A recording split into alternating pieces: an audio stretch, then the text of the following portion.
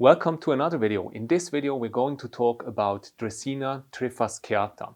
It's also known as bowstring hemp, snake plant, Sansevieria Trifasciata. It has many different names, but the most up-to-date botanical name is Dracaena Trifasciata.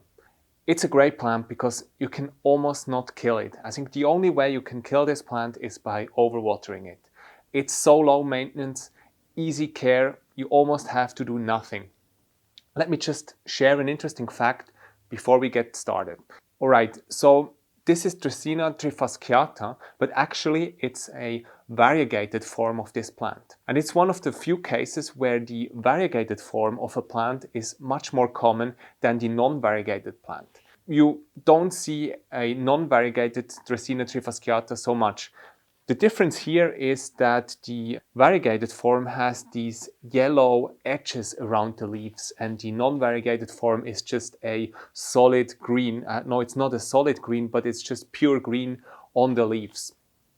The way this plant looks like is it also has like a wave pattern of dark green and a lighter green, and then this yellow surroundings around the leaves. The leaves itself are really sturdy and solid. I really like that, and they can grow quite a bit bigger than that.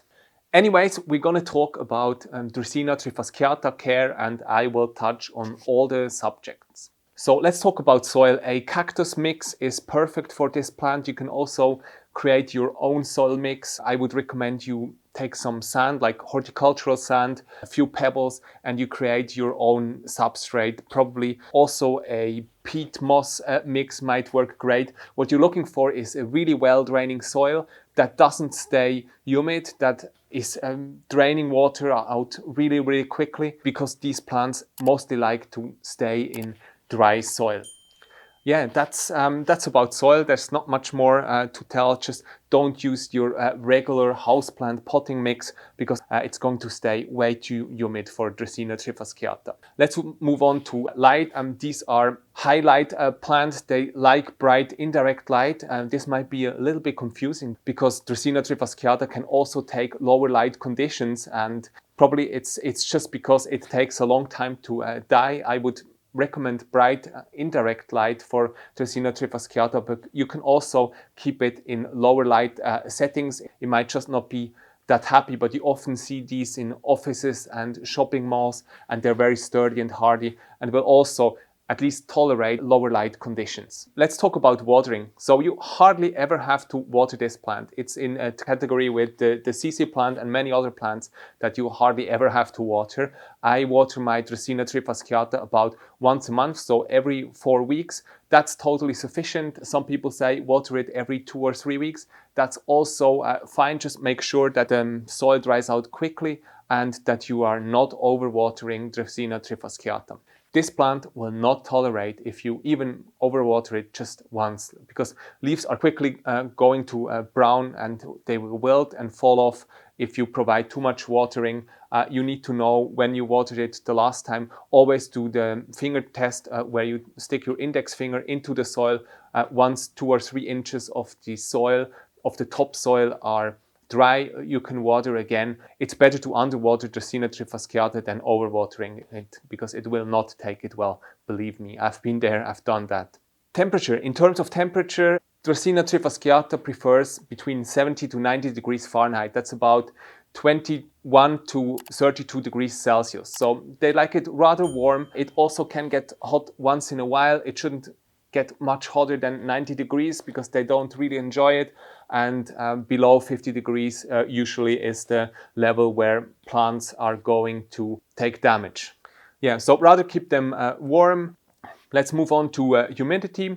In terms of humidity, an ideal humidity for Dracaena Trifasciata is around 40%. You don't want really high humidity. It can also damage the leaves. So in general, you don't have to do anything. That's mostly the temperature you have in your household if you're not living in a very arid climate. So there's no need to do anything special. Just make sure it's not enclosed in some kind of terrarium where the humidity gets really high, because that could hurt and damage the Dracaena Trifasciata. Propagation. In terms of propagation, Dracaena Trifasciata can be propagated from pups. It's growing rhizomes underneath the soil. What you can do is you just cut off one of the pups. If you're lucky, it already has a few roots. I actually would say that's almost needed. And once you have cut off a section, just put it in its own soil and it will grow nicely. But the other cool thing about Dracaena Trifasciata is that you can also propagate it from leaf cuttings. The cool thing is you don't need a whole leaf that you cut in order for propagating this plant. You can also cut sections. So basically I could propagate hundreds of plants by just cutting the leaves into smaller sections that will then root if I put them on humid soil or even into water. So this is really, really cool, and you can make lots of plants. Just you need to be wary that it will take forever. It will take months and months until leaves are starting to grow, and also it will take months and months until roots and leaves are starting to grow and until you have a new plant. But you can definitely propagate it by leaf sections. But the easiest way and the fastest way is by division or by cutting off one of the rhizomes that has already a couple of roots, and you just put it in its own pot and you almost already have a propagated Dracaena Trifasciata. Growth. Well, this is not the plant that is growing really, really quickly. You will have to wait almost forever. It takes months and months until new leaves emerge and grow to the size of this plant. They're really, really slow growing, but on the other hand, you don't have to do a lot. You just put them somewhere. They thrive on neglect, and within a couple of months, new leaves will come up and will grow. It's actually quite fun because they're building these little clusters, and the new section will just shoot up and come up, but they're not fast growing plants.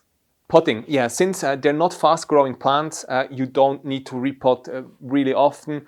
Every 2 or 3 years is probably fine. You hardly ever have to repot them because they don't have an extensive or huge root system. But since they're such sturdy plants, you will sometimes feel the pressure on the pot, and they even can make a pot explode because they're so compact and sturdy, and they will press against the pot. And then you might know it's probably time to repot the Dracaena Trifasciata because new pops are going to shoot up and new sections of the plant are going to come up. All right, let's talk about fertilizer. I fertilize my Dracaena Trifasciata about once a month. I just take a regular houseplant fertilizer. What I'm looking for usually is a balanced fertilizer, so all the NPK value, like all the numbers are the same, like 10, 10, 10, 5, 5, 5, or even 20, 20, 20 is perfectly fine. I dilute the fertilizer at half its strength because it's such a slow growing plant, and usually with succulent plants you don't need all that much fertilizer. I refrain from fertilizing in autumn and winter, but you certainly can also fertilize then. Just fertilize every 2 or 3 months, so it shouldn't be as often as in spring and summer where the main growth phase of these plants is.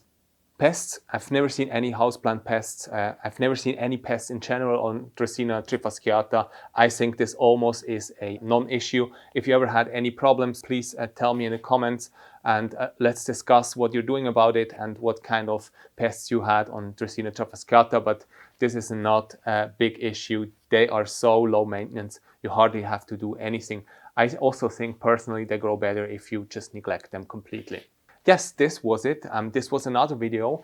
Please subscribe to our channel, like this video, and also leave a comment. We would greatly appreciate that, because this way you're going to tell the algorithm that these videos are important, and it will surface more new videos to you. Thank you so much for your support and for watching. See you again soon. Bye.